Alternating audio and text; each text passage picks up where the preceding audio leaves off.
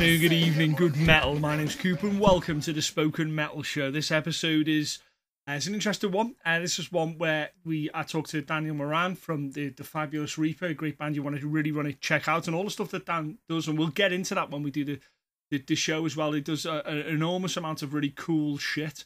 And what we kind of wanted to do with this show was kind of put it out there of some of the possibly the options for musicians who are currently under quarantine that maybe they haven't considered, both from a branding point of view and from a kind of a mental point of view as well, and kind of practicing and regimes and all that type of thing, and kind of throwing into one sort of podcast to entertain, and in between we'll weave in some stuff with Dan himself, who's an incredibly hard work and trying to, inventive person, to trying to find ways to kind of boost his time and optimize the time he spends doing stuff. Very active sort of individual, and I thought that was going to be really interesting. Before we get into that as well, I went on getting into this live stream, which was fantastic. Really, really great feedback from that. And one of the things that got fed back from it was that the live thing seems to be working. There seems to be people who were interested in it, and so I continued on Facebook Live. I continued the show afterwards with just me, and the feedback was really good. So much, in fact, that we're going to do a show on Friday between 8 and 10 on Facebook Live. I'll try it on different formats like YouTube and Twitch and Instagram and all that type of thing, but we kind of tried it out and it worked, a sound check if you will, and it worked. People were really responsive. People had stuff to talk about and things like that, and made some really great suggestions. So I'm going to try it again and do it on Friday, and see really how that works out. It might be awful, might be amazing. So, but I'm going to try it because it's not going to be able to do the Spoken Metal live anytime soon. It has to be that it's going to be through this method. So that's going to be the Spoken Metal Show live between 8 and 10 on Friday, which is the 1st, and we're going to talk about whatever we want to talk about. There's going to be a whole bunch of topics that I'll put up as well. There'll easily be stuff that we need to cover and we need to talk about. For now, this is myself and Daniel Moran from Reaper talking about surviving during the quarantine, what it's like for a musician. So I'm a returning guest, and now Spoken Metal Show alumni, Daniel Moran from the Fabulous Reaper. Welcome back, sir. How's it going? Who comes back onto this fucking show? Who comes back onto it? Like, you know what I mean? They didn't learn from the last time. Shit. How you doing, big man? All right. No, my aim is to ruin my life, man. Let's do it. Let's do it. I'll do that. I'll at least give an hour, 2 hours of nonsense for you. No problems at all. How's things going? How are you surviving? Honest, it's weird. Like, given that it's kind of shut down a lot of outside work, it's given me so much more free time because I'm not teaching anywhere near as much. So now I've got 6 days to be able to do whatever I want. So as a result, it's like, well, I might as well sink it into band work. And as a result, like, the band stuff has just fucking exploded. Like, it's super, super busy. Yeah. Dan, one of the reasons that we talked about getting Dan on again, and we had a conversation off pod, we were talking about how we're framing this particular podcast about musicians and during lockdown, what you can do, and some of the things, the challenges that you may face, and some of the options that you may have. Because, as Dan says, it doesn't stop. People don't stop listening to music. In fact, they probably listen to more music now during this lockdown thing.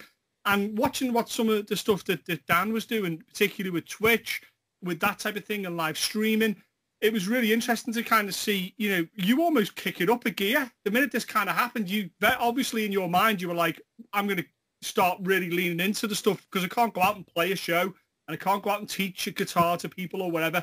I'm going to lean into this and really kind of embrace it and try and do as much as I can. Was there very much a definite sort of thought process that that's what you wanted to do?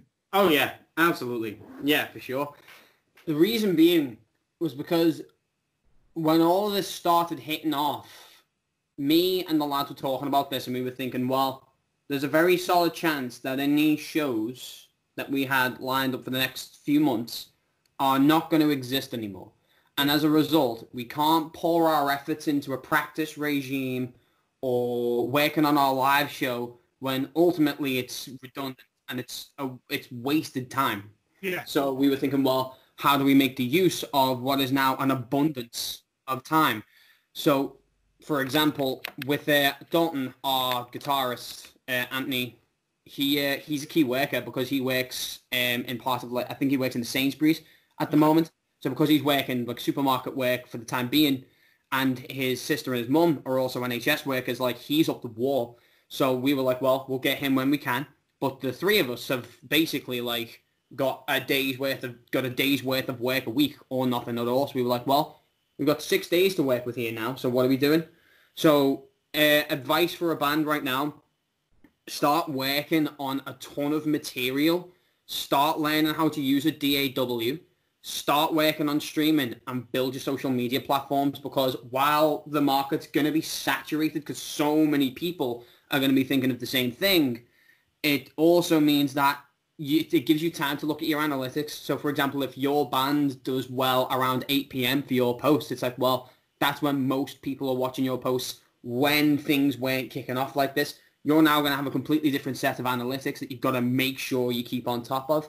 So you look into that, you start putting some advertisements out, you boost up, you play the social media game a little bit more. But on top of that, it's like, you've got so much time to do home practice as well. Like, my mission statement across this lockdown is for us to have enough material to not need to write anything for the next year.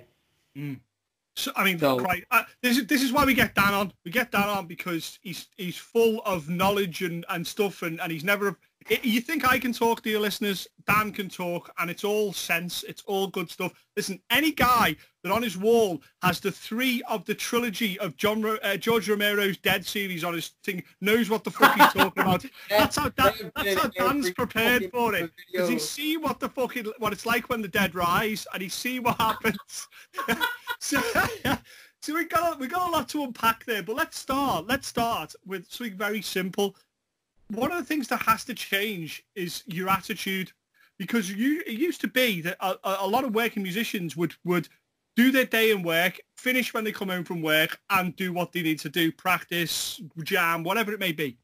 And then occasionally on their days off, their 1 or 2 days off they had in a week, they would kind of lean into social media, lean into maybe recording and stuff, and all that's kind of changed and been thrown up in the air, as we've said. But the first thing you've got to realise is now that you've got time, You always used to sit there in a band and go, oh, we never have enough time to jam, or we never have enough time to write songs, or never have enough time to learn this, or never have enough time. Now that excuse has been taken off the table. It needs to be embraced. So I think the very first thing a musician has to do is have that attitude change of, now it's gone from 0 to 100 miles an hour, that we can now get out and we can now do stuff.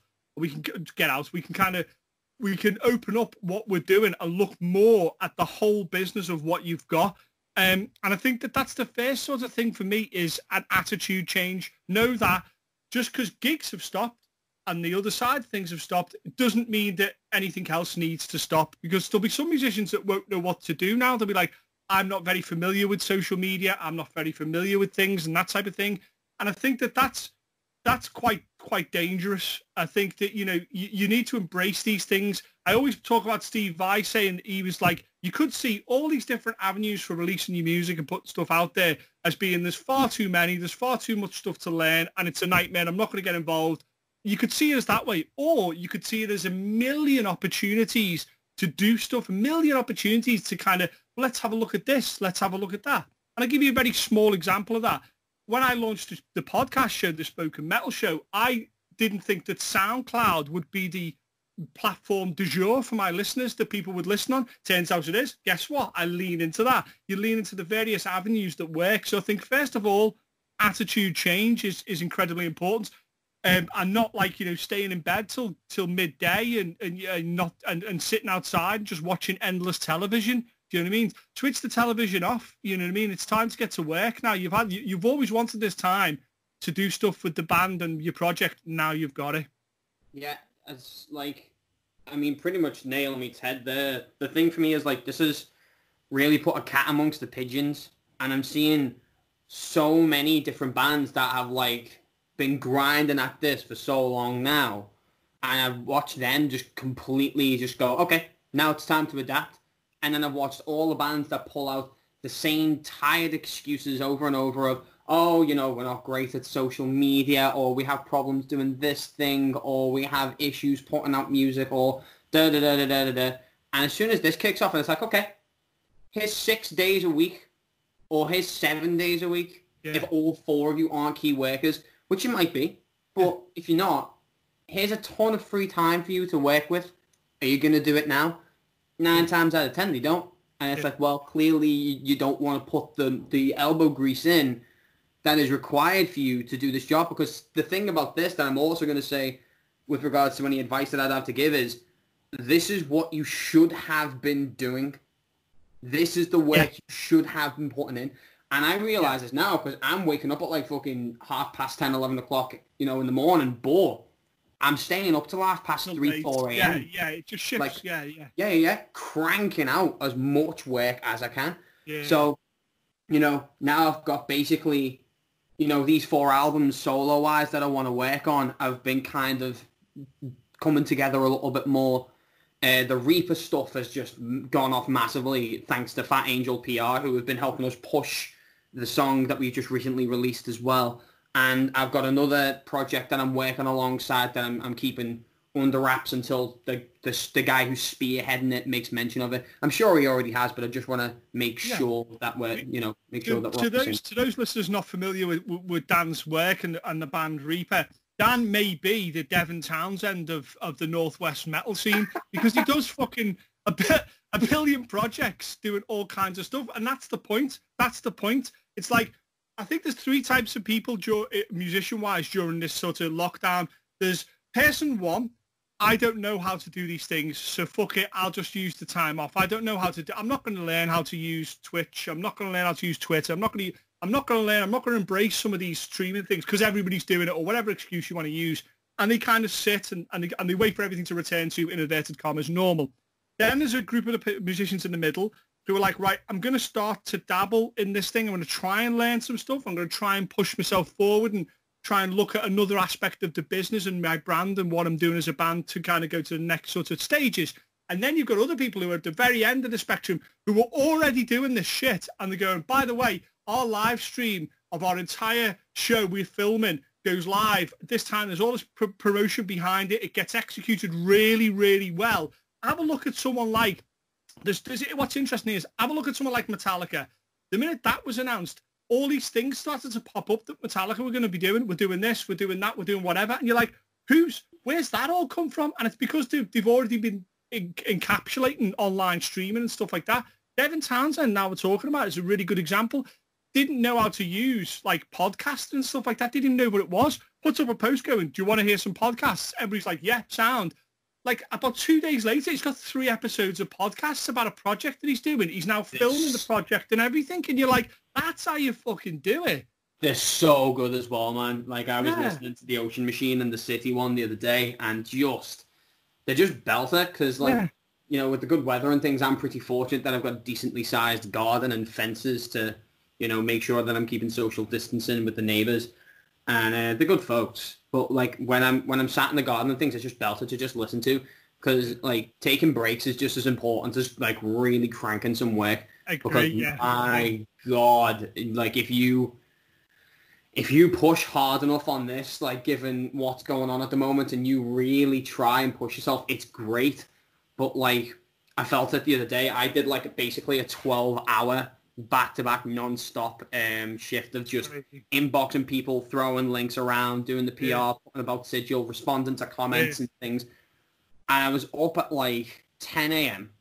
and everything prepared for that. And then I did the live stream at the end, and then I was recording a demo at the very end from like 11 till 1 of personal stuff. I just got into bed and I slept for like 11 hours. I was like, what the fuck just happened? Yeah, you've done a shift. Like, that's what's happened, you know? And that's kind of the other thing is that, know that there is a billion sort of opportunities for available. If you're like wondering, okay, I'm going to start, I've got the attitude, I want to move forward, I want to kind of do stuff, be aware that there is a massive amount of stuff you can do, but also be aware that, like you say, that you do need to rest, you know, you do need to take breaks and stuff. And I want to kind of bring this in as well.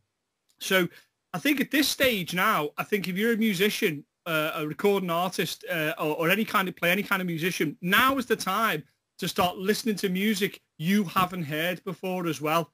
Listening to podcasts you haven't heard before, and trying to kind of embrace listening to music that you maybe wouldn't really normally listen to, not necessarily, you know, outside of the metal genre, but certainly a band. I try and listen to, about on average, an entire album of music by someone I've never even heard of, not on a list, I've never even heard of. And I try and listen to them completely in an album there. I listen to kind of stuff that I really enjoy, that gets me motivated. And then I listen to stuff that's on my backlog and my back catalogue. But I listen to whole albums. I'll listen to playlists of these people because I find that really kind of, it helps me break. I sit in the garden, listen to something like that. I'll listen to a podcast, but then it helps me kind of take that back to my own stuff. I write better riffs after. I'm listening to Meshuggah at the moment, for example. And I hadn't really listened to Meshuggah for a long time. And I've been listening back to like Chaosphere and stuff like that. And then when I came back to playing on the guitar, I found that I was doing new stuff and new ideas. The podcasts that I'm listening to, like Devon's and stuff like that, I've found has informed what I'm doing with the podcasts. People always talk about being bereft of input at this because they can't go outside. Not true. You can watch films, you can watch movies, you can listen to music, you can listen to people's podcasts, and this is the time to do it. You know, this is the time to support your local scene. Find someone like Reaper and go and listen to their music now. You've got no excuses. You can listen while you're working. You've got like, you know, 12, 13, 14 hours of a day to fill up with something you can hear. You can do all that while you're working away on a website. You can do all that. Now is the time to listen to more music as well. Like, yeah, for sure. That's actually a good thing you bring up, because recently a thing we've done, and we need to do an addition to this, because we I think we set it up in like February and we haven't made any additions to it, but we've done quite a few people that we immediately thought of. We set up a Spotify playlist called Reaper's Grassroot Picks. And It's basically just a full playlist of bands that we think that you should be listening to that are in like the underground scene at the moment across the UK. Yeah. And it's basically just me, Dalton, Elliot, and Anthony Longworth, our drummer, who I will now refer to as Scouse Dave because that's basically his legal name now. Long story. So all four of us are basically just throwing local bands into there that we're just like, yeah, these are sick, get them on.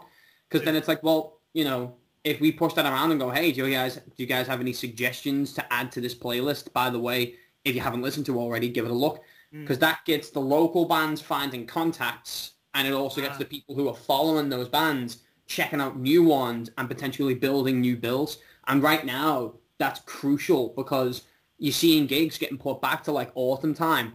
But the good news about this is all those bands with like scattered gigs across the next 3 or 4 months, because they now have to reschedule them, they can just pin them into the same 1 month and build an entire tour just from having a backlog of cancelled gigs. So it's entirely based on like what your perspective is and how you perception of it. Yeah. It's how you decide to handle these things. So you could see it as, oh man, we've just lost 8 gigs. Our gigging rota for the next 2 months, 2.5 months is ruined. And for sure, I'm not dismissing that that's, you know, detrimental to even some people's income, because obviously there are bands that will have been affected by this that are now losing serious dollar. But the other way you can look at it is, well, how do I make that dollar back? How do I figure out how to get a plan B sorted? And where am I going to move all of these things that I've lost so that I can regain them at a later stage? You're basically creating a backlog of work for yourself from autumn onwards. Yeah.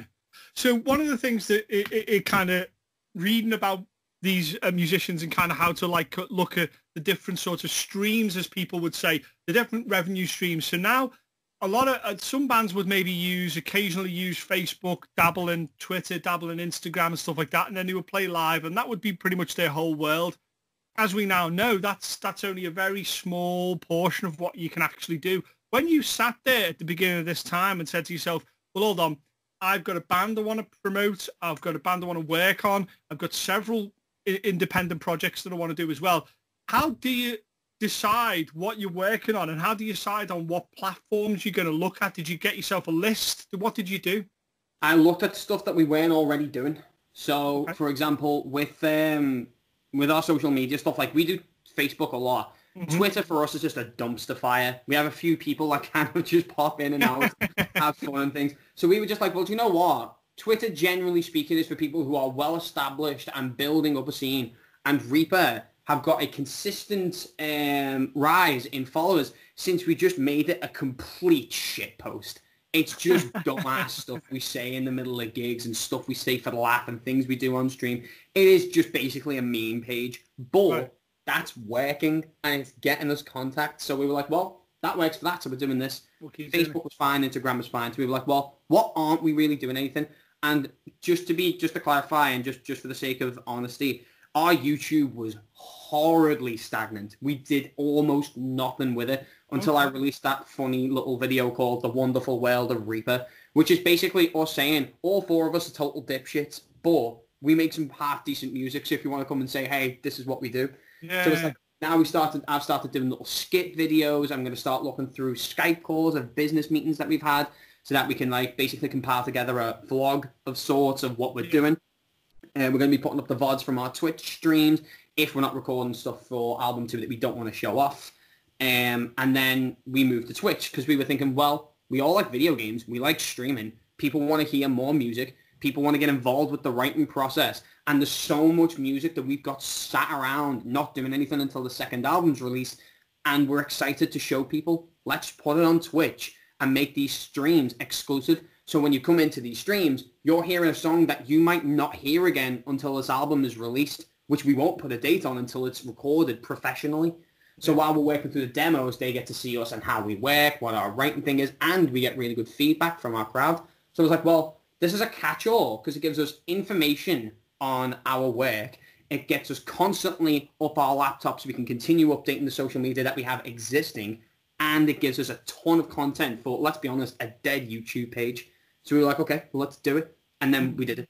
And that's an interesting phrase you use there, a catch-all. I think that's great. That's an interesting way of seeing it. Is that it's a case of, yes, you should be active on all different sorts of channels, if you will. But if you do find a channel that kind of looks after all that, that's the one to really kind of invest in because it's impossible to keep up with the many different channels. So you got to kind of almost pick one or two that you can follow down. Before we get into that as well, you bring up like this work ethic that Stampede, Rob from Stampede put a post up a couple of days ago where he was talking about how as much as he's a PR company and promotions, that there's an enormous amount that falls on the bands themselves to get it fucking done. And no promotions company worth their salt will take on a band who doesn't do their own fair share of the heavy lifting as well. They just won't do that. You know what I mean? You need to put your own shift in as well. Oh, yeah, no, what's the fucking point in you paying 150 quid to a guy or girl to sort your stuff out? When it's literally you're just paying them to do the job that you should already be doing. I took your advice from that phone call that I made to you quite a while ago, man. If you could be doing it yourself, you don't need to pay someone to do it for you. The dirty secrets about the music business is record companies don't want to sign acts that you have to do an awful lot of work for. Promoters don't really want to. Your promotions company don't want to sign a band that they have to do a lot. They want ready-made, finished articles that they can help. They don't want you. You shouldn't be going, okay, well, I don't know what I'm doing. Here you go. Here's all your things. Get on with it. They want a band that's willing to put the fucking grind in and put the effort in to do it. Otherwise, they're not going to get invested because if you can't do it now, when it gets to being all important and you're doing like 10, 12 interviews a day and you're not asked, it's really going to show. That's the secret, guys, is there'll be PR companies and record companies out there watching these channels now more than ever and seeing if a band at this stage isn't willing, when they got all the fucking time in the world, isn't willing to put the effort in, when they go back to normal, what the fuck, they might not even hear from them. So I find it utterly hilarious at the fact that bands just think, oh, we're just going to send them our stuff, and if they like our music, they'll give us money, and then we'll make our music, and then everything's going to be grand. Mind-blowing. It's like, you cannot seriously have been doing, like, especially for someone who's been, and put it this way, right, this is coming from someone who thought that for a long time and got his shit together promptly after finding out, no, that's not the case. Not at all. If you build a deal or build a brand with someone, let's say, for example, like a sponsorship.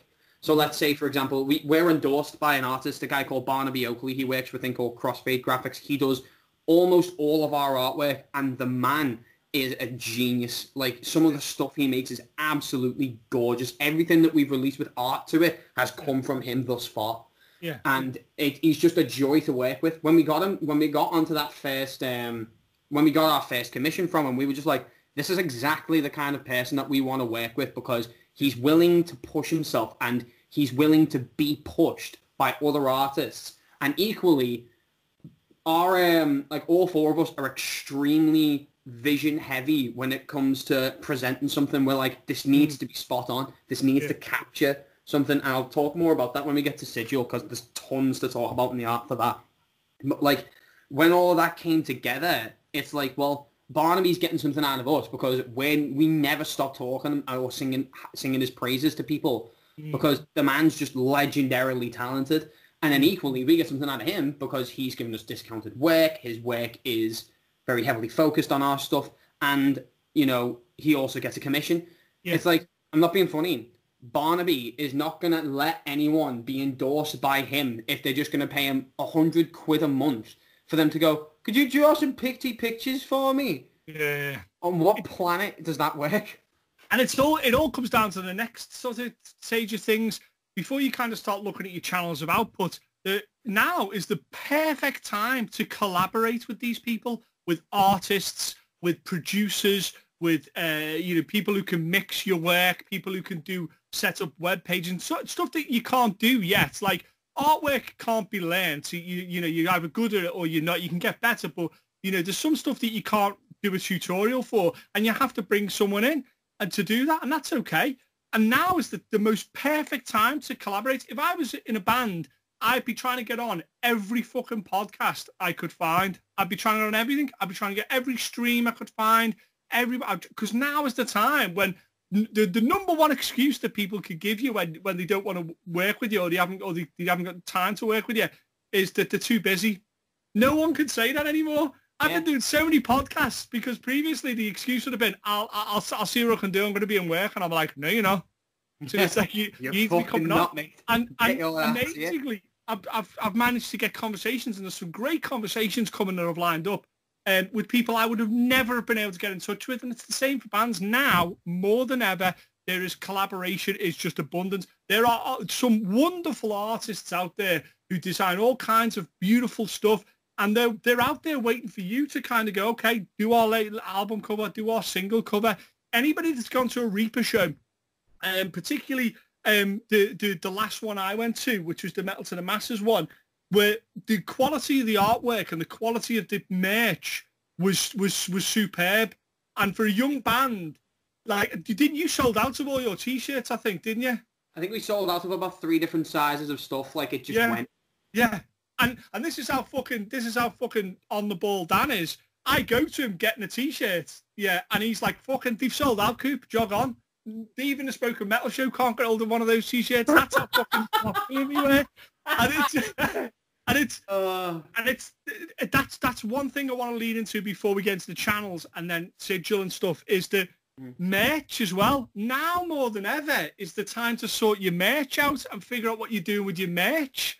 Fucking hell. Merch we could do an entire podcast. We do a whole series of podcasts on merch. You need to get a list now, as far as I can see. Get a list of everything that you think your audience would buy, be it badges, wristbands, hats, beanies, T-shirts, whatever the fuck it is. You need to start putting an idea of what you want to get, because when it gets to the live thing and they switch the switch back on and we can start playing live shows, if you haven't got fucking merch, when we start playing live shows, if you're a band and you haven't got merch, fucking shame on you, because you've had no excuses. And the question would be, okay, the people that make them aren't able to make them yet. Trust me, a lot of these companies are 1 or 2 people, and they live off these orders. They just do.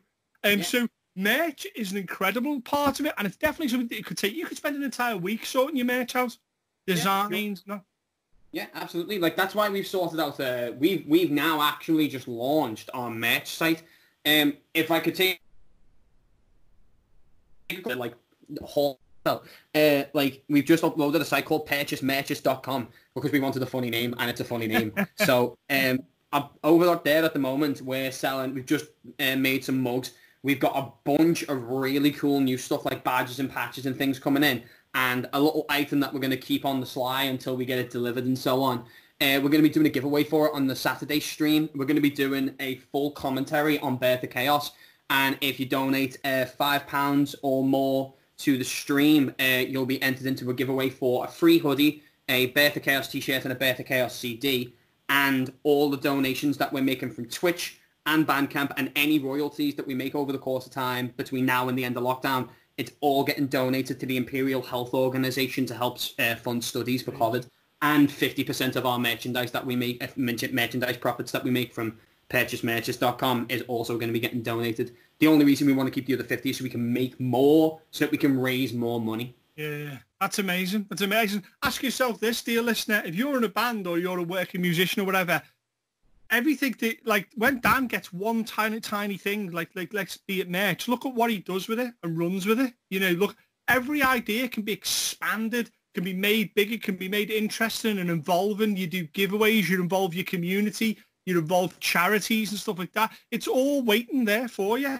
Merch companies now will be dying for your orders. They are dying for your orders, and I dare say they're probably willing to make good deals for it because that's their income too. Once again, collaboration. So when you start with all the kind of channels that you would potentially go down, it seems like Twitch seemed to be the biggest one to go down. Now, there'll be some people listening who will know the word and maybe a little bit about it, but won't know kind of what it is. And many will assume it's a gaming thing. It's associated with video games. And to a certain degree, yes, its large portion of it is video games. And it was certainly born from that. It's now become a very different thing. Why then did you kind of really lean? You said it was a catch-all. Why did you lean into Twitch then? And what is it then? To explain to maybe the uninitiated. So Twitch is basically a streaming platform where you get to go and watch people do stuff live, and arguably you could watch them for free. You can also subscribe to them so that you can get exclusive material, which you can start doing once that channel makes what's called affiliate, which Reaper are now 26 followers away from making. And once you do that, you can get like funny little emotes and things that you can put into the chat. And you can basically build a small community by having effectively live television from completely isolated self-employed basically streamers. So for someone like us, because it's typically gaming focused, we need to push it to our fans on Facebook and Instagram and all that who want to see our music material. But equally, the reason why we wanted to move to Twitch is because we're very much interested in also doing gaming stuff, because people, I don't like the idea, I put it this way, right? I like the way that the music industry currently works for one reason. It doesn't monetize the art. It monetizes the materialistic aspect of a band. That's how I genuinely believe it should be. The art should land as it is. The material stuff is the stuff that should be monetized, because those are like mementos and keepsakes, but ultimately they're material. As a result, you're basically building a merch brand, and you're basically building a platform for people to get involved with your content. The art is the thing you use to advertise it. I think that's how it should be. As a result, you can't just look at yourself as, oh, we're going to stream music and play music and write music and then sell music. It's like, you can do that, and plenty of bands do also do that, but you're missing a massive mark by not looking into other things like teaching, like gaming streams. Because like one of the highest streaming games on Twitch at the moment is Minecraft, yeah? And there are so many people who start up Minecraft streams for a laugh, right? And they get a couple of viewers in and things like that. We already have a fan base from playing music live. We have things that people who just do Twitch for fun, they don't have that. And we've spent years building them. If we have like 100, 200 fans who are big Minecraft fans and want to just tune in and throw some money at their favorite band to just play some stupid games, it's literally free money, like, for you to go and do that. Like, why would you not take that chance up? Why not work on that? Why not expand beyond just being band? Why close that avenue down? Yeah. You know what I mean? It's crazy to kind of, that is one of the ways that you can, like you say, you can monetize what you do. You can engage with your fans on a one-to-one real-time basis. Why would you not want to do that? You know, I think that's really interesting. So say I'm a band and I'm sitting there at home and let's throw some negativity out so we can kind of crush it with positivity. So you look at a Twitch. So someone would say, well, I can't go on Twitch because I don't have the equipment. Now, that's probably the first thing that's going to get a level at you. Someone will go on Twitch now and they will look at a particularly popular one.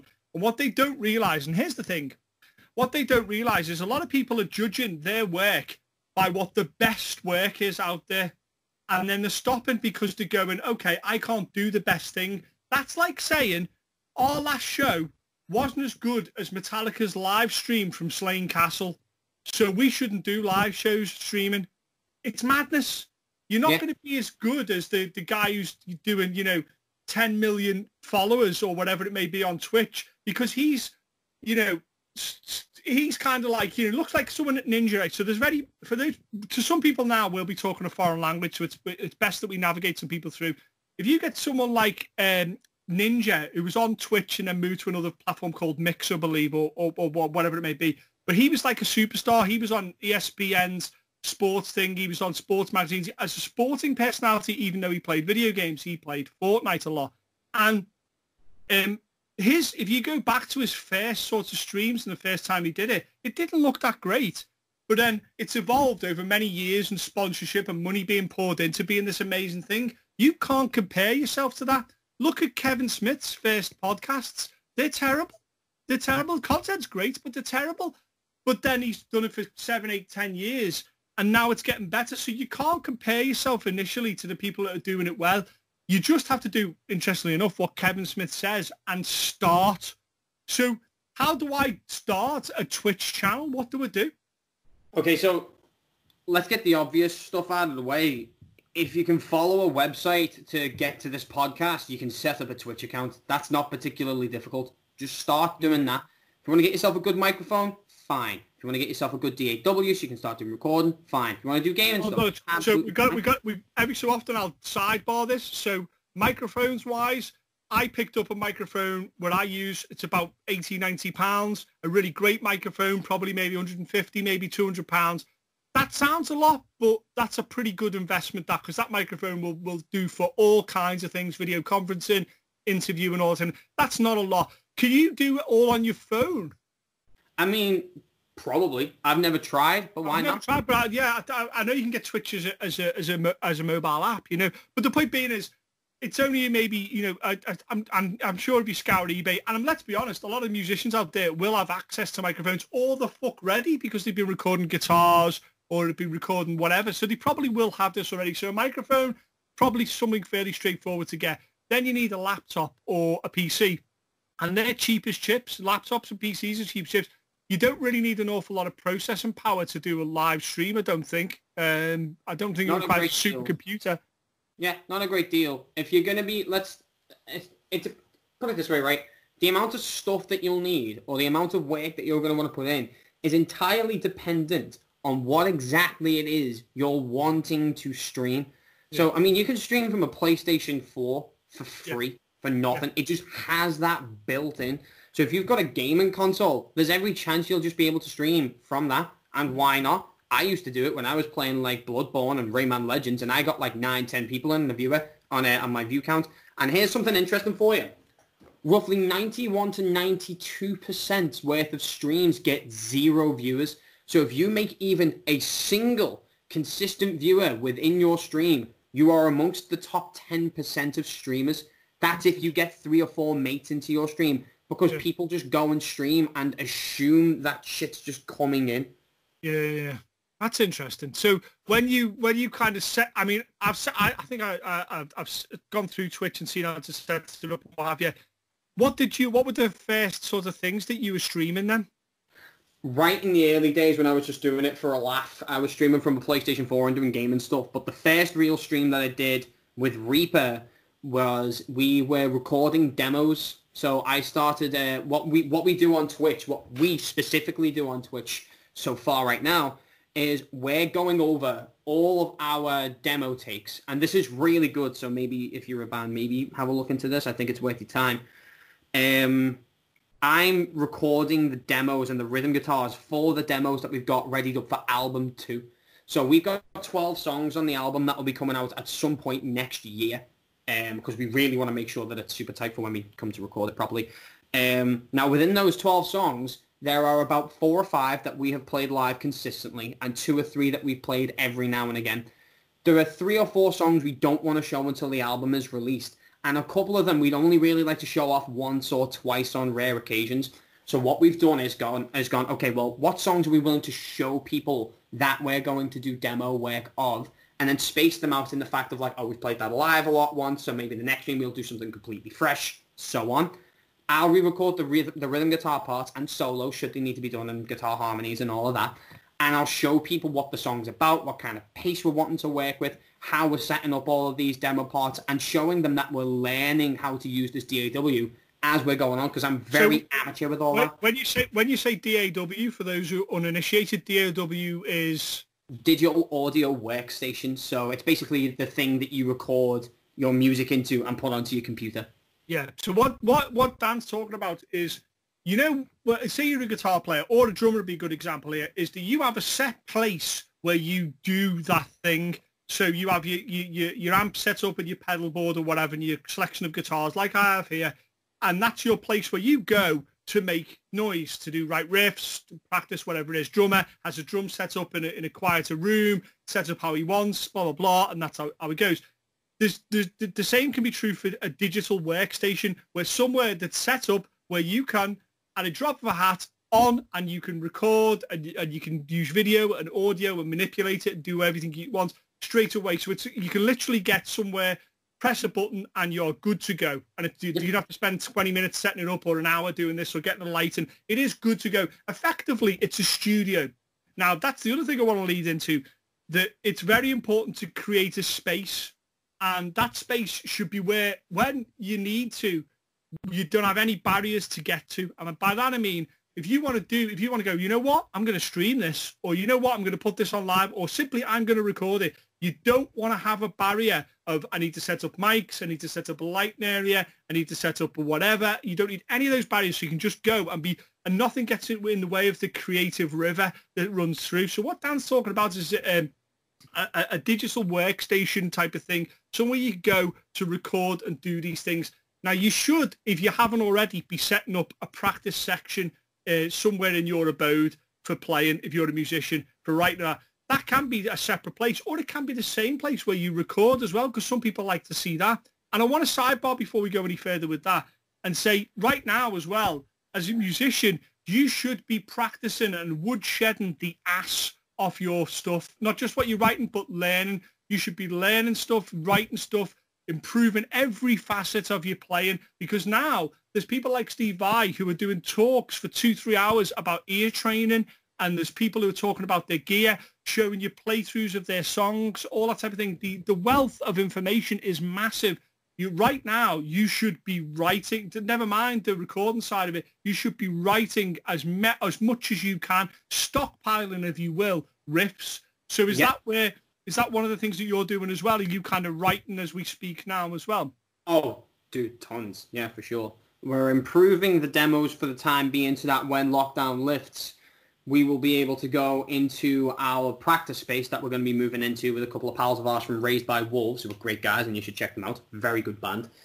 When we move in with them, once we have these demos set up, all I'll need to do is lay vocals down. And once they're ready to go and they're set up, we can then send them off to labels with the work that we've already done in the Motor Museum with Lowick, which is where we recorded our single Death Games, and another single that will be released later on down the line. We've recorded both of them. They sound amazing. Lowick's an absolutely top-tier engineer. We'll send them off to labels, and then we'll say, hey, this is what it's going to sound like. Here's the rest of the material demoed. Here are all of our lyrics. Here's all of our work. Here's our CV. Just as a thing on that, right? If you're going to put together an EPK for a band, look at it like your band's CV. That is effectively what it is. If you're going to send that off as like a job opportunity to these different places, and you show them like what you're worth, like what your value is, but without being like a bit stuck up about it. If you're willing to put all the time in to show someone, hey, we're worth your time. Here's the material to prove it, and here's why. So what Dan's talking about there as well, to once again, to maybe the uninitiated, and I'd be amazed if a band doesn't know this, but there probably will be someone.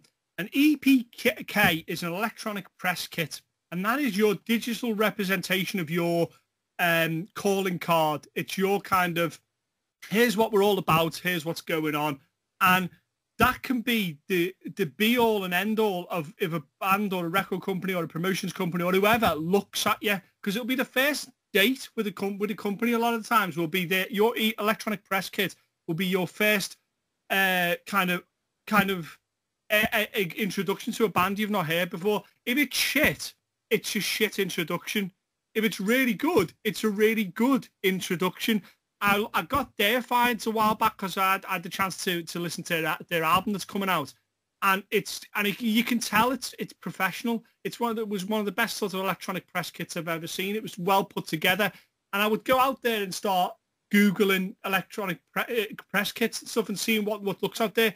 When you send an email to someone, it needs to look the shit. It needs to look fucking dead good, because it's your first handshake with anybody that's going to work with your band. One of the things you should definitely be working on during this downtime is your electronic press kit and your introduction. That needs to be graphics, links, sound bites, reviews, synopsis, all that type of stuff is ready, because when you start going out fishing and working with these promotion companies, that's what they're going to ask for. Any band that wants to get signed at a show, that's what they're going to be asking for. But here's the real secret. Everybody always talks about the difficult second album. And the reason that it's known as the difficult second album is because when they come to write it, you haven't had as much time to write as you did with the first album. And you kind of almost rushed into doing it. And it's normally a bit haphazard. What Dan's talking about is you need to say, listen, when you sign us, you're getting this album, but all this other body of work, look how productive we are. Look how things are coming through. Look at what we're writing. Once we've done this, most labels will require content, 2-3 times a year. They'll want stuff regularly. And that's if you signed massive, huge bands. They'll be like, where's the next album? Where's the next album? Metallica spend a couple of years in between each album, but I guarantee there'll be someone at Q Prime or whatever talking about, that sound Wednesday. Any chat? What are we looking at for the next songs? What are we looking at next time? Because it's all about content. If you're not writing songs, you're not a band. It's as simple as that. It's the fuel that does that. You've got to have content. And from an artistic point of view, you should be writing stuff anyway, because you're getting through all the shit songs. You're getting to hone your craft and getting better to where you need to be. So if we come out of this lockdown and you've just got enough for one album, you haven't been working hard enough. You need to have a whole load of stuff. So the minute the album drops, you're already ready for the next stuff and the next stuff and the next stuff. You should have had an iPhone full of fucking riffs. I'm not in a band, and I still have an iPhone full of riffs, because I've got to record, because I don't know when I might play them. But I just sit there imagine a day how many riffs you get done and songs you get wrote. And it helps you become a better artist as well. More songs. You should, every artist says you should write as many songs as you can. And conversely, every record label says you should write as many songs as you can. There's a clue here. You should be writing a lot. Yep. And I think the funny thing when you said that was I've made tracks onto, and I haven't even released the first one, but I've made tracks about halfway through my third solo album. Reaper is releasing an EP in between our second release, and we're working on a covers EP as well afterwards. Yeah. So we're piecing together enough material for 2 more, at least, releases between now and album 2. And for myself, I have 2 albums completely written top to bottom for the solo stuff, and I'm halfway through my third. I've got an idea of what I'm going to do conceptually with the 4th. So I've got about 7 releases just on the back burner when I've got the money to just drop it. And some people listening might be like, that's too much. That's too much. You're doing too much. You're spreading yourself thin. The reality is that out of those 6 or 7 projects, 2 or 3 might not see the light of day at all. 2 or 3 might take a year, maybe longer to reach fruition. But the point is that you've got a well to go back to each time. You're not sitting there going, okay, what's the next thing? Well, I haven't got anything. you know that if you go, okay, well, it isn't really working with this particular solo thing, I'll go back and do the Reaper thing. Okay, it's not working with that, I'll go and do this.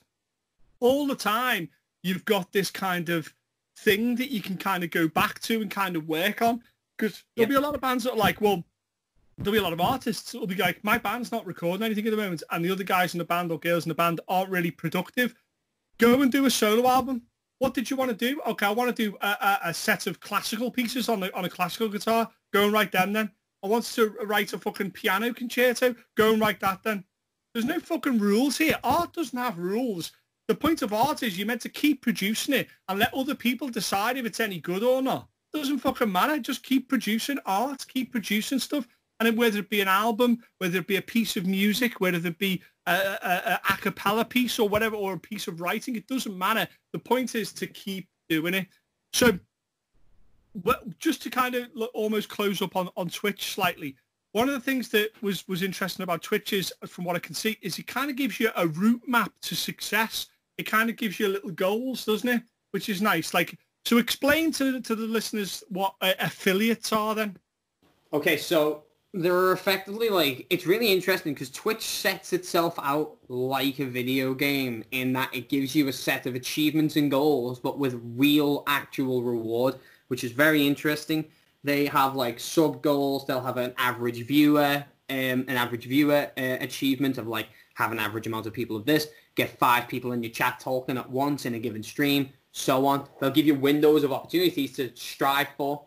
Now, at the very beginning, you'll have your getting started thing, which is basically like, get like 5 followers, have 1 person or 2 people watching your thing, just so that it's showing that it's like, you're not just putting a stream up and just, like, you know, streaming yourself eating a ham sandwich for 4.5 hours, because, you know, although weirdly enough, there's the dude going around who's just putting Lazzy bands round stuff until it explodes. Milk, yeah, I saw that. Yeah. We'll watch anything, That was mad. But then after that, affiliate is like your first major step up, where it's like, okay, get 50 followers, average viewer base of 3 people or more, stream on 7 different days, and then stream for, I think it was 24 hours, not at once, obviously, but just like over the course of time. And those were 4 things that were like, if you manage to make them, you can make affiliate. So when you make affiliate, you're then able to have subscriptions, which is basically people who want to chime in and make a monthly fee to you so that they can exchange that for rewards in the chat. So you can make little emojis or have little mini games or have little things to do while they're streaming. Because while they're doing something that you might not be super interested in, you can just go down into the chat and play like little mini games and so on. Like it's literally like games of pairs and stuff like that, like little mini card games and stuff. It's just, you know, little side things. On top of that, though, it gives you a semi-monthly income. Now, it might be literally that one person chimes in a month at a time to come in and give you £5 a month, but it's £5 a month, and it's viewers, and it's people looking at your stuff, and it's people finding your merchandise site and your social medias, and when all of this lifts, your gigs. So if you're targeting people in specific areas, Twitch can be accessed by anyone in the world. So if you find that you're, based on the time that you're streaming, that most people who are watching you live in, let's say, Stockholm, Sweden, you know, and then they start spreading it around to the rest of Sweden, you might develop like, obviously this is just an example, but you might develop a Scandinavian fan base, and they're rabid for the kind of music that we do. As a result, you then go, oh, it might actually be financially viable for us to do an overseas tour. There's your next step for your band. Yeah. I think that's I think that one of the things that I learned from, like, we'll talk about analytics in a bit, but one of the things that I kind of looked at was where do people listen to. SoundCloud was a good example of this. I embraced that. That seemed to work for me. And on SoundCloud, there was people listening in the States, and I was like, I've got friends who are based in the States, and then there was people listening in weird parts of the world where I know I didn't have any friends in. And I was like, okay, who are these people? And like you say, so as a sidebar again to that, when Iron Maiden toured South America and toured some of those places, one of the things that they said is that they decided to book was they went and seen which countries were pirating their work the most, okay? And the reason being is they were like, well, okay, these people can't get to see us live, so they tend to be pirating stuff, merch, music, whatever it may be. We're going to absolutely fucking destroy it when we play live there, because they're going to be rabid for us to play because they can't see us live. They booked large portions of their tour based on where piracy was going. They used the analytics to figure out in South America, there's a kid who's never seen Iron Maiden. So if we play an Iron Maiden show, he's going to fucking move heaven and earth to get to that show. Is he going to buy merch? You fucking damn Skippy, he's going to buy merch because you can't get it anywhere else. You can't buy it and get it sent in because he lives in fucking a favela or something like that. So he's going to have to, he lives in a fucking, in a part of town maybe they don't fucking do Amazon delivery to. So there's some wonderful documentaries about when they played in India and stuff and South America about people traveling, walking mad, crazy distances to come and see them because it was in a football stadium or whatever. Yeah. And it just, I think it's fascinating. And so what they did is they kind of worked smart. And this is a band that's been going a long, long time, multiple decades. And even they learned to embrace technology and do it the right way. And like think about this as well as another sidebar. Is that Lars, who often is seen as the devil of the internet because of the Napster thing, he very quickly realised that if they record a show, that people want a copy of that show, and you can buy that, so you can watch Metallica play in Manchester. 2 or 3 days later down the line, there's a full version of that show you can buy for like £5 or whatever the fuck it is, £10, and download it. How many people do that? There was probably 15,000 people at that show. Do you know what I mean? If they all bought it, it's all about. It doesn't matter the age of your band. There's always new tricks you can learn. There's always new things you can do. So Twitch seems really interesting.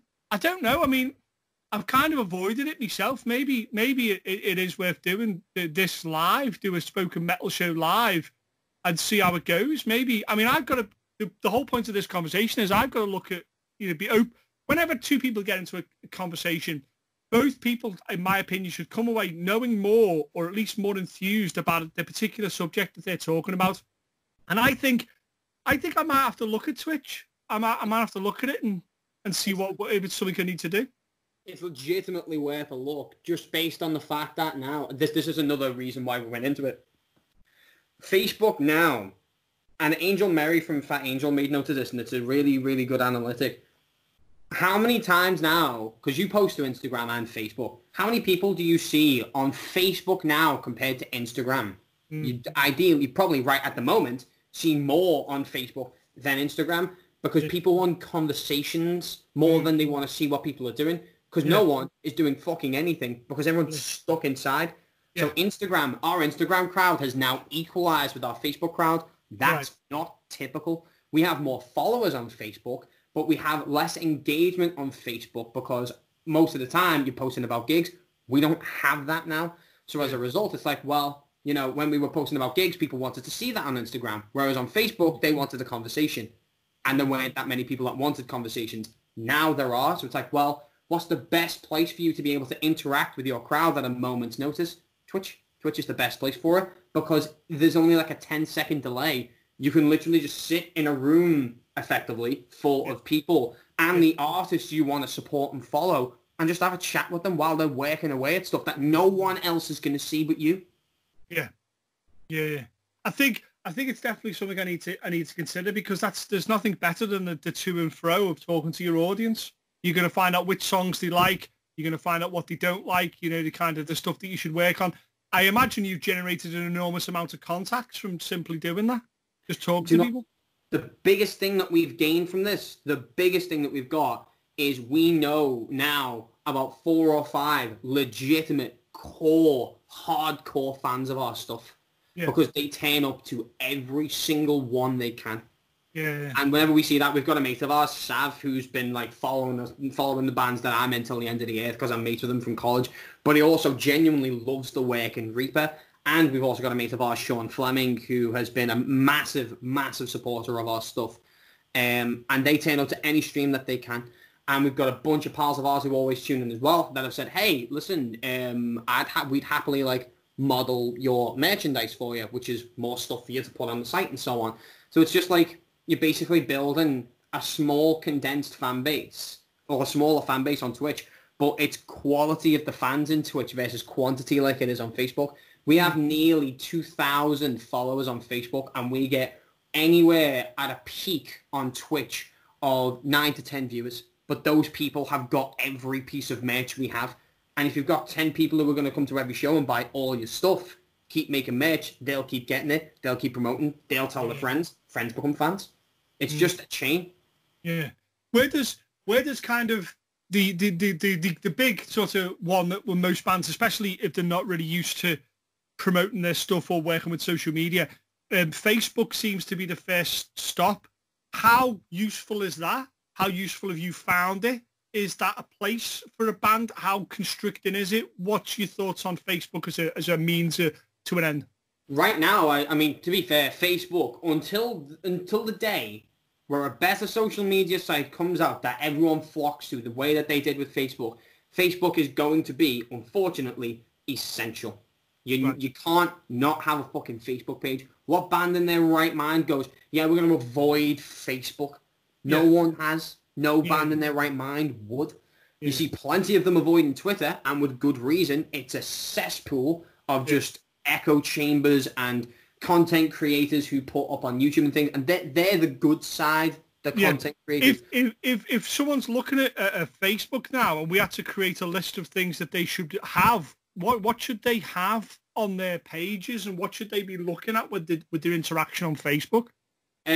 Kit out every single part of your page as much as is humanly possible, even if it means you doing stupid shit on them. For example, you get the option to put like all sorts of different things to your Facebook about page that people can go to.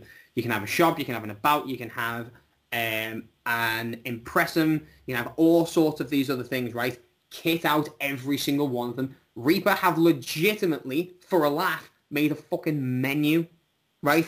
We've made a menu. And all it is just our merch, but described like food. Okay. That's it. Okay. It's just another thing. Because it's like, well, why not have every single thing possible available at your advantage? Because if someone searches food and accidentally stumbles upon metal merch, that's hilarious.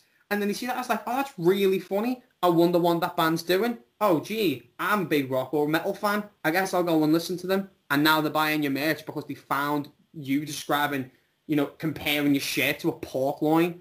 Is there, how do I word this delicately? Is there almost a snobbery of some bands going, oh, I don't want to show me ass and do something stupid on Facebook, all dress up as this or post pictures or would do something funny because I think it takes away from the music. Do you think there's an element of that?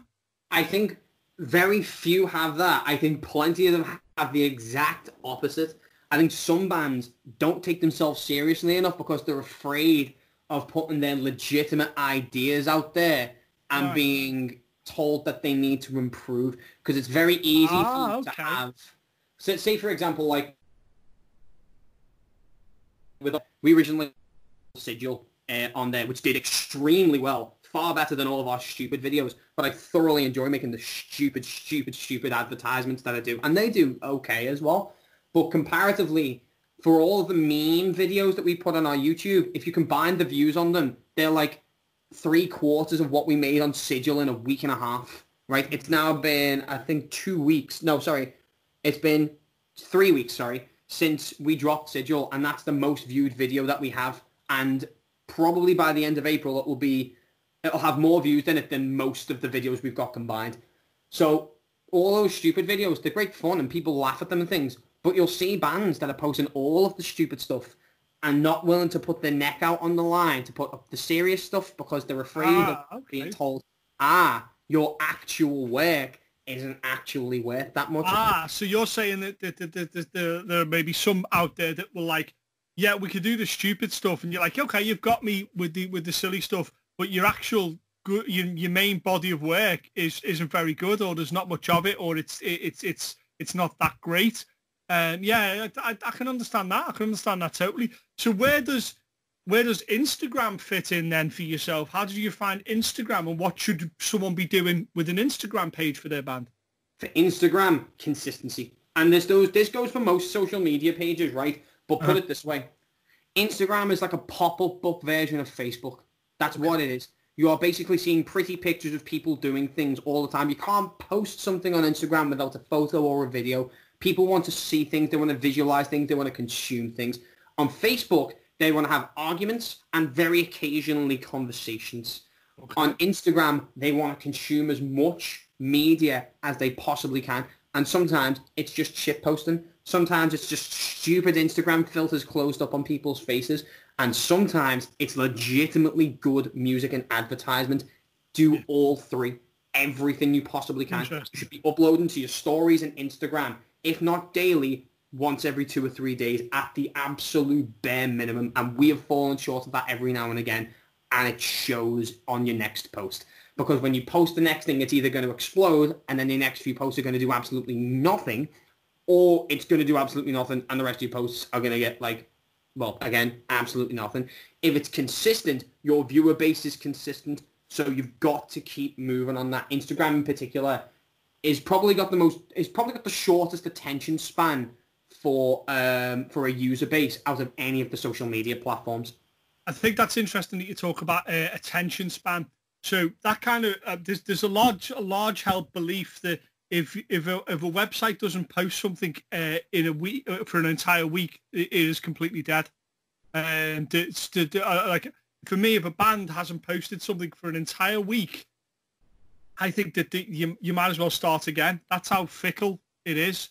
I was looking at like kind of analytics of when to post stuff and things, and I'm pretty much posting stuff daily, and I'm just a podcast, just a podcast, but I'm still posting sort of daily. And like you say, it becomes very interesting to see kind of the effects of if you miss it for a little bit or you don't post something for a little bit, the effect that has on the follow on there.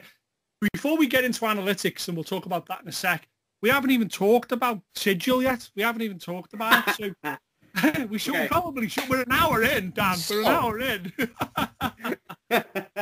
All right, I'll try and get through the musical stuff that I've got going on at the moment as quickly as I can so people can indulge. Sigil is the most recent release that Reaper have put out. It's a song kind of about two opposing sides. It's a song about how opposing sides that worship their own power figure are basically propping up the same ideal of like a power race, effectively. If you're going to look into it as politics, you could see it as extreme left versus extreme right, and no one wants center anymore. Everyone just wants to clobber and batter each other because it's content that everyone can put up and argue about and get validated by their own little echo chambers. And the funny thing is beyond all of that, all of these people that they're worshipping, they don't give a shit. They don't care. They're just people who are reigning in the dollar and doing their jobs, and half the time they don't even know they're doing it, but they're basically pitting these two sides against each other for dollar. You see it in football matches all the time. So let's say, for example, you've got a derby on, right? Some of the most vicious people in the world come out when football matches kick off. How utterly pathetic do you have to be as a collective that you feel the need to cause legitimate violence over a game where people make 2,000 times more in a week than you make in a year? It's ridiculous. So does Sigil refer to the kind of the banner that you kind of support? Is that what I understand? And that goes for things like football and sport and conflicts. I imagine that scales up to religion and religious beliefs and persecution and that type of thing. And then I imagine it goes as far to as intolerances about race, about society, about sex and everything. It comes. Sigil is something that you stand behind. It's so it's a belief, isn't it? However unfounded, however kind of unrealistic or ever completely wrong, it's something you stand behind and, for want of a better way, fight for. Yeah. Oh, dude. So I'm going to get into my lyric stuff here. There is one thing that I will pride myself on, and it is as a lyricist. I think I'm a legitimately good lyricist, and I genuinely think that Sigil is some of my best work. Because in the last couple of lines in it, I could go on for ages about the rest of it. But in the moments where it's got this kind of like megaphone effect in the middle, the lyrics in it are I am dogma, cozened vigil, so don't you touch my fucking sigil. And then it's virtue sigma, rapture Virgil. So those moments, basically I am dogma, so I am, this is the point of view where like each side is kind of trying to fire off at each other. So I am dogma is like, I am the belief, I have become this thing. I've been encapsulated by this idea that I want to support. So you're not allowed to criticize it because by virtue you're then criticizing me, and I won't allow that because I don't want to admit to fault. Cozened is like it's when you do something that's cozen, it's something that is riddled with what's the word? It's kind of like a sly or a very aggressive or sneaky way of doing something. So cozened vigil is basically, you know, shedding a tear for something that you don't even really believe in. And then virtue sigma is like the addition of virtue. Obviously, is something that you're when you're virtuous, you're basically fighting for beliefs. So virtue sigma is you're collecting all of your beliefs and you're not looking into any of them. Rapture Virgil was the person who guided Dante through the 7 planes of hell, and obviously the rapture being the end of the world. So it's basically them guiding them off the fucking cliff. And then the line before it goes into the solo is "Show me what you'll die for," and it's basically that's the moment where both sides kind of clash. Oh. So yeah, so in that section, in those lyrics, it's effectively saying, you know, I will embody every single belief possible and gorge on them until I physically become that belief and a caricature, a shadow of a person. And as a result, then I will then use that to attack people on behalf of something that realistically doesn't even give a shit about me. But I don't care because it fits my belief system. Wow. And that's one song. That's one part of one song. That's one part of one song. Why was the choice? What was the choice to kind of do one song at a time, if you know what I mean? Like with Death Games and then Sigil. What was the kind of, instead of waiting and doing them as an EP or as an album, what was the thought process there? Well, the thing is, Sigil is now going to become an EP. We're going to work on a couple of other songs and build those together so we can have a consistent idea, because the artwork Barnaby did is too good to not put on the CD. Yeah. But with the rest of the stuff that we've done, Death Games and the eventual release that we'll make later on, Death Games is going to end up on album 2. The reason we wanted to release them is just because we were like, well, these songs sound great and they have great crowd response. And in particular, Sigil is what we open our sets with and Death Games is what we close our sets with. So we were like, well, it makes sense for people to have their initial impression and their lasting impression of a live show be available for them to consume online. And then all the stuff in between, we can fit with the artistic stuff that we want to present to represent what we're feeling at the moment.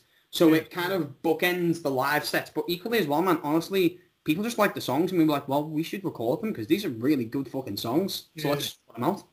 Is it the thought process as well that if you release this all as a long form album of 10, 12 songs, that maybe some of these songs would get lost in the shuffle, that wouldn't have the focus so people don't listen to albums anymore in full, unfortunately. You know, people take what they want, you know, and individual tracks, and sometimes that can mean certain songs getting lost in the shuffle. You know what I mean? They don't get the focus. If you're releasing single songs at a time, does it mean that people can look at the lyrics and stuff like that, can involve themselves more in a piece rather than having, well, here's 12 songs to break down and unpack?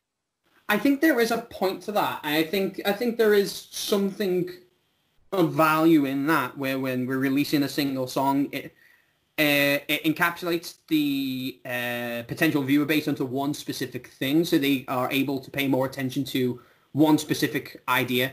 And on top of that, they're not having to take on this massive thing, because full disclosure, second album is going to be about 75 minutes in length. We've genuinely debated making it a double, but the reason it can fit onto one disc, we were like, well, we'll just treat it like 2 sides. Every song's going to be in a different key. The longest song is roughly 15 minutes. Is it concept or? No. It's basically it's interesting with this. From a solo stuff, each album sort of has either a loose concept or a very defined concept. Reaper's albums are almost like challenges. The first one was like, okay, can we self-engineer something and do this entirely off our own backs? This one was, what can we do if we write a song in every single key, and what thematic avenues can we explore as a band as a whole? And we've got other ideas and challenges for the next ones, like what can we do with extended range, but instead of tuning down, what happens when we tune the music up? Is that going to develop a different sort of sonic playing field for us to work with? Each album is kind of like us challenging our musicianship. I think that's another interesting piece of advice for quarantine musicians as well, is that, you know, you should be challenging yourself. One of the best practice routines I don't want to microcosm this to a guitar player, but I will, is one of the most successful things you can do as a musician is for example, last night I one of my kind of hidden secrets, and I'm putting it right out here on the metal show, is I like jazz. I like jazz guitar players, and Alex Golnick means we're allowed to listen to jazz now. Yeah. Metalheads can listen to that. And I put on a backing track of a D major chord progression that was on for like 10 minutes and played only within that key. And because of those constraints, it made me do no choices that I wouldn't have normally chosen. Then you do other things where you can only play using double stops, or you can only play using this thing or that thing or this tune or whatever. Those things are chances for you to kind of experiment and challenge yourself. I think it's really interesting that you pick something because you're like, we've never engineered before. Let's try engineering our own record. And look, everybody should be doing that. Everybody should be going. You should be embracing those things that you don't know how to do. Like say, okay, well, we're locked down now, so I have to learn how to record a guitar into a laptop. Okay, go and fucking learn how to do that then, and it'll be shit. Listen, complete disclaimers, guys. Complete disclaimers to everybody. The first things you do are going to be shit. There you go. I've spoiled the ending for you. Well, actually, I've spoiled the beginning because the ending is that eventually you get better. And you get better and better and better. And then it becomes where you can actually do something. But it doesn't start unless you challenge yourself to move just slightly out of your comfort zone and do something that you haven't done. And it seems very clear, certainly with Sigil and certainly with the stuff that you got planned and the stuff that you've done, that you're very happy going, right, well, how do I challenge myself? And that's a real ego breaker, that, to do that, because some people have an ego where it's like, I don't want to move outside my circle because I'm uncomfortable and I don't want to look stupid. And the real secret is no one cares. No one cares if you look stupid. The world's your oyster. As long as you don't hurt anybody, the world's your oyster. Start these things off, get them moving, challenge yourself, and eventually you will get better. And moreover, record the whole fucking journey because people want to see that. Yeah, people love seeing people develop. It's like, why do you think people watch Netflix shows so much? And why do you think shows like Breaking Bad and Ozark and Sons of Anarchy and things like that do so well? Character development. They don't give a shit about the world. Let's be honest, right? Sons of Anarchy did not need to be 7 seasons long. It was unnecessary, but it's brilliant. Why? Because the characters are interesting. And the thing is, you see that more on YouTube now, and why YouTube and Netflix, in terms of streaming platforms, have almost got a monopoly. I mean, Disney's kind of very, very just scarily closing up on that, but never mind. That's a conversation for a different thing. But when you're looking at these things, like people go to Netflix to watch like fictional characters be written into situations that they need to find their way out of. Yeah. YouTube is that, but in real life, that's what YouTube is. So we looked at Instagram, we looked at Twitch quite a bit, we looked at Facebook. We thought that maybe Twitter wasn't possibly something that maybe we had something to consider, but no, maybe not as much. YouTube, where did that come into your play? What did you want to do with YouTube, and how did you want to kind of weaponize that, for want of a better word? Okay. You can't make bullshit on Spotify and expect it to do well. You need to have it legitimized, basically. You can release some absolute bullshit on Spotify, and you can release some really funny, terrific comedic works. Bands like Footprints in the Custard and Raised by Owls being primary examples. They're absolutely hilarious, and they're expert comedians for music. Yeah. Beyond that, though, if you're a serious band and you're putting out serious music, you're kind of throwing them a curveball by releasing like just stupid bullshit music, and it's like, okay, that was funny. When's the actual stuff coming? Right? And maybe there is something to be said about that. I don't know. On YouTube, however, everyone loves mid to low tier shit posting. Everyone loves it because it's just stupid, dumb humor, and it's stuff that circulates and goes around everywhere. Your friends like it. Family members might like it. People on the internet absolutely lap that shit up, right? Which is why YouTube's ideal, because you can do what you do on Spotify and be a legitimate artist while also being a massive meme. Ergo, my stupid shit that I put on YouTube consistently. I advertise with one goal in mind, and that is to make someone laugh. Because if someone's laughing at your stuff and they find it hilarious, they want to share that and be validated by their friends by saying, hey, isn't this something really funny to watch? Comedy is a great way to advertise something. And the best kind of comedy that goes around on the internet now is just stupid meme stuff, which is why That's kind of how I advertise our things. When it comes to the music, we advertise it very seriously. YouTube gives you the platform for both. That's interesting. That's interesting. And I think we've kind of covered quite a lot of the... There are many other streams and things you can do out there. I think we've covered some of the main ones and kind of explained a little bit of an overview to someone who hasn't been initiated. If we were sitting there with a brand new band that was untouched by the internet, what would you suggest the roadmap would be to putting their band out there at this current time? What would they start with? What would you suggest getting in place? Honestly, just do stuff. I know that sounds really simple, right? And I know it sounds like I'm not giving you much of an answer. Just do shit. Just put stuff on there. Who cares? It's like, yeah, your first 4 videos might just advertisements, or it might be legitimately good music, but like, you're not really going to get a statistic for what works and what doesn't unless you're trying as much as possible and putting stuff out there to people. Otherwise, what is the point in having a YouTube page? That's what we did. Like, take it from me, right? We had 37 subscribers at the beginning of this year.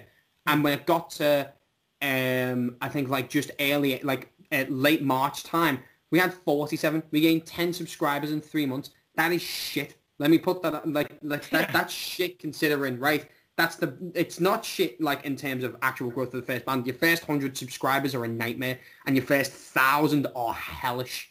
But for a band that's had a YouTube page since 2016, yeah, it's pretty bad to have 47 subscribers come March 2020. That's pretty awful. By April, when we released Sigil and did all this stupid stuff and released, our trailer video, we were like, well, let's just do stupid stuff and just put it on. We enjoy making it. It's funny. Most of our fans realize that we're utter dipshits. Let's just put it on, see what happens. Lo and behold, our subscriber count more than doubled in the space of 2 weeks. It's like, the proof's there. People just want stuff. In a consumer market, the best thing you can give people is something to actually sink their teeth into. Yeah. Content is very much king, is very much kind of like a thing. And ultimately, I imagine there'll be an enormous amount of executives and labels and promotion companies now trawling the internet. They do anyway, but trawling the internet, because they'll be like, if this band's putting this much effort in when there's downtime, then we need to be looking at them. There'll be a lot of bands that will be signed from this because they could show that they could develop and show that they could produce content regularly. It's almost like a little proving ground now. It's like a little test this, where they're like, okay, you've got all your time constraints knocked off you now. What are you doing? How much could you prepare? And if you can't put a lot of stuff out now, fucking hell, you're not going to be putting out an awful lot of stuff when you get signed or move to a production company or promotions company. You're not going to do it. So this is kind of almost, this whole period of time is a fucking test. Yeah. And do you know what? I was just about to say the same thing. I think now more than ever, with everyone having to stick to the internet when you're looking at stuff like this, right? When you're looking into, or when these companies are looking into you as a band and they see that you've got a bunch of spare time, the reason why we're doing this is because it's like, you realize that once the lift comes, you need to keep this up. Yeah, because if you do, you're going to prove to those companies, wow, they're doing the same level of work whilst also working day jobs. Now, that might mean you have to work into the night, but if you want this life, man, and you want to push as hard as you can to get this done, and honestly, I realized this through leaving Ashen. I realized this through looking at the amount of graft that they put in when they got their new members. They were flying. They got endorsed by New Tone Strings, and if you guys are listening, massive congrats. That's massive. And both of their guitarists have made that King of the Six String challenge as well, and because they just work hard. They're really hard workers. And when I realized, I was looking at them, I was like, that's what I should have been doing with Reaper since day one, and I haven't. And now I'm on the back foot. So instead of me going, oh, I'm just going to wallow in pity and sit around with me thumb up my ass and cry myself to sleep, it's like, okay, well, go and do it then. Well, you've got no room to cry. You've got no excuse for it. Go and fucking do something. Yeah. That's it. I think, if there's anybody out there listening to this, and there will be, is just start. Just start. And if it doesn't work out, just start something else and keep going and keep going and keep going, because your audience will find you. It will find you. One of the truest things I've ever heard is someone say that the people who are successful in life, who have day jobs, are successful because when they go home, they start their other job. So when I come home from a day job, when I come home, I start that other job. I work just as hard, and yet it means that I don't see as many people and I don't do as much stuff and I don't have as much free time. But it makes me some more successful in the long run because I've applied myself to something I love, and something that will ultimately, I can do all the time. That's the goal here, ladies and gentlemen, is if done well, these various streams out there can give you money so you can reduce the hours you do, almost maybe even quit the job you've done. These things are possible, but they all start with that first move. Like, they all start with that first move. Yeah, and the big thing as well is massive advice to anyone who's going to start working on this, right? Develop solid metrics for success that don't base themselves around material gain, because if they do, you're going to get eaten the fuck alive. Yeah. You are going to fall on your ass. If you're going to measure your success as a Twitch streamer or a YouTuber or a band or any sort of content creator in a subjective medium in an extremely competitive market, if you're measuring that by how much money you're making, you're going to quit after video 4, probably earlier, because what is the bloody point? You're going to look at it and go, well, because there's two outcomes for that, right? You either don't make that goal of, 1,000 subscribers or 10,000 subscribers or 1 million subscribers. You don't make that goal and you feel jaded and you feel like you've not, you feel worthless and you've lost all of that triumph. You've lost all of that spark in you to kind of get onto it, or, your album doesn't do well because you've not done much marketing and things like that. Or the other thing is you do actually achieve it. And when you make those goals, you're done and you go, yes, I've made it. And then you wake up the next day and it's done. And you're thinking, well, what now? I've not got anything left to strive for. It's put out. It's done well. I've made some money.